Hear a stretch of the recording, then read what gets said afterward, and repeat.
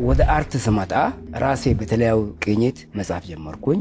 ለስራዎቼ ደራሲው ዜማውን ከዜማ ለይቼ ፈጣሪው በቃ ሙሉ ስራ በድምጽ የሚጫወተው እኔው ነኝ። ኢሊሎ እንዳርሳናቶ ኢንተጊጊዳው ሻቻጋጊ ገዱ ወዳንጋርሳ ካንቲ ወገዲያ ጨለማ ኡሉላ ገላ ሃናናቶ ግራ ወልዶ አንሳንቀኛ ገዱማን ጫድሽን ገታት ተገዲያ ትርፋ ፈለናቶ ወላይታ ከወጋቶና ማዶዳ ሞተጌቶ ደርግ መንግስት ከመጣ በኋላ ነው ክነትም እየተፈጠረው። ወደ ክነት ዓለም ገባሁኝ። ያኔ እዛ ከቤተሰብ አብረው ያለው ከጓደኞቼ በተለያዩ ሁኔታዎች ሲዘፍን ጫውት ሲጨፍር ስለነበር ክነቱ እንደተቋቋመ 1970 ላይ ወደ ክነት ዓለም ገባሁኝ።